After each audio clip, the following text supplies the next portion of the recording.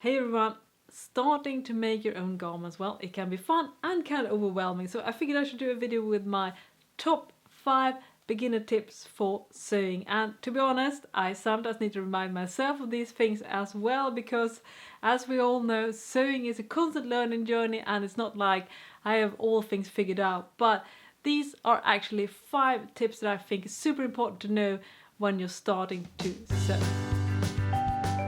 Tip number 1, check the measurements. This is so important and it goes for 2 different things. And the first thing that you really need to be mindful when you start sewing is that sizing on patterns is a completely arbitrary thing. It can be, a number, it can be a letter, and even if 2 different pattern companies use the same number scale, it doesn't mean that it's the exact same sizing. Because why? Well, all companies draft for their particular sample model, and for the most times we don't have the exact same size as those particular models. So you need to measure yourself, or have someone else, even better, to measure yourself, and then check those measurements to the size chart for this particular pattern company and see where you fall. And if you perhaps have a bum that is a little bit bigger but your chest size is matching, you need to be prepared to start altering.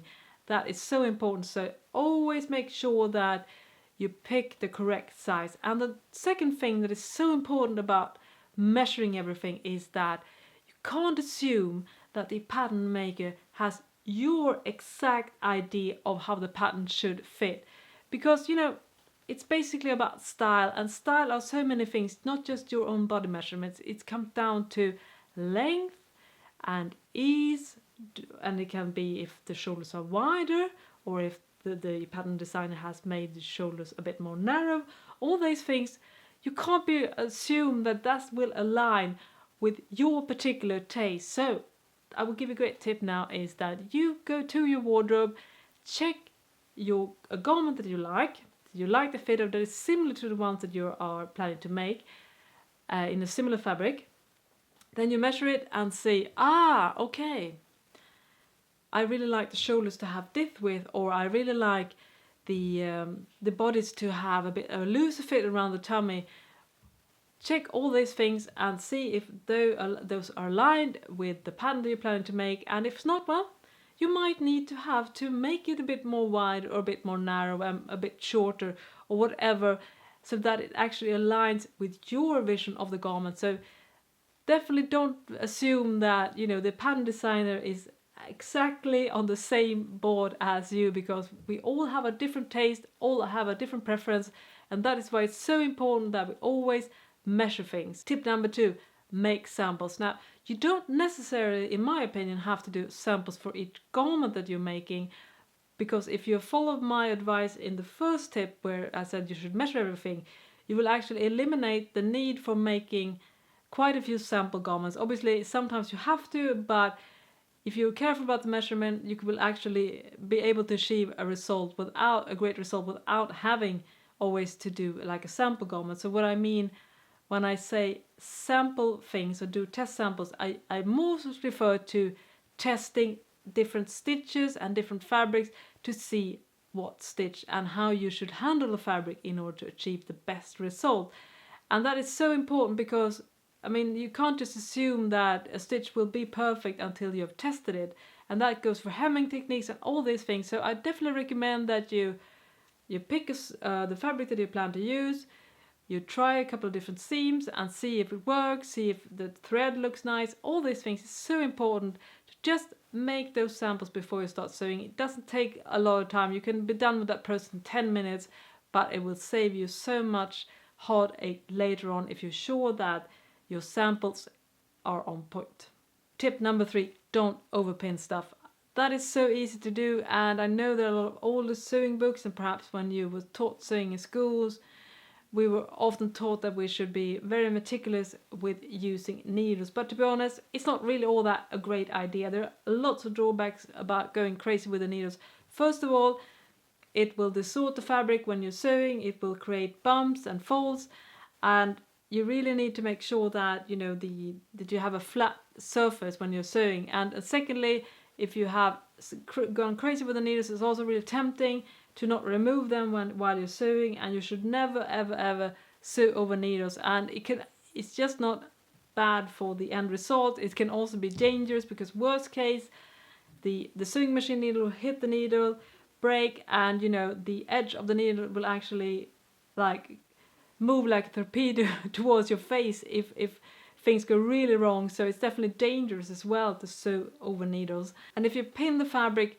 again, that will actually distort the fabric, and perhaps it will, especially the underlay will actually get a little bit of a bigger fold. I think you'll notice that sometimes. So I recommend to use pattern weights instead of needles when you are cutting out fabric, because the needles will distort the fabric, and when you remove them you will actually see that the fabric piece you cut out was actually wider than the pattern piece, because the needle actually made it a little bit smaller. So what to do then if you want to make sure that you sew nice and easy, but you should go easy on the needles? Well, one thing that I like for many products actually to baste, because if you do like loose hand-based stitching, you will have wonderful control over the fabric when you're sewing. And another tip is to use one of these wonder clips that are really easy to remove and doesn't distort the fabric as much as needles does. So that's 2 tips as well. And third, with practice you will be able to manipulate the fabric and handle it in a way that it will become easier and easier to sew straight and not stretch out things, even though you're not using tons of needles. Tip number 4, use some kind of seam guide, because sometimes it's not easy to sew straight. I mean, I still struggle with this, but there are lots of ways to make sure that you will sew easier. And my favorite things is using one of these quilting seam guides. This usually comes with your regular sewing machine. If not, you can buy one and attach it on your presser foot. And another tip is to use a magnetic seam guide that you just put on the next to the plate, and you just align the fabric towards the magnetic seam guide. And in fact, if you don't have that, you can also use a piece of Lego and blue tack and just attach that to the machine. And I also know that some people like to use a block of post-it notes as a way to make sure that we are sewing even. So there are lots of different hacks to be able to make sure that your seam will be nice and even. So do take help. There are lots of wonderful tools to make sure that will be much easier. And as I said, I've been sewing for a very long time, and I still use these kind of guides to make sure that my sewing looks straight.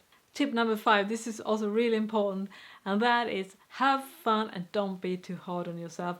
I know you can sometimes feel like, oh, I should be doing this and I should be doing that, and why am my makes not as beautiful or pristine that X makes is. But it's all part of the process, and for each product you do, you will learn so much more, especially if you apply a mindful attitude towards sewing and really focus on bettering your craft. So, and also if things don't work out, it's all part of the learning experience. It happens to all of us, and even those of us that have sewed for a long time will still mess things up, and it's just part of the sewing game. So don't be too hard on yourself, and also don't feel the need that you always have to do like really complicated stuff. That's something I need to learn myself sometimes, be reminding myself of sometimes. But mix easy project with more tricky projects if you feel like a bit too overwhelmed.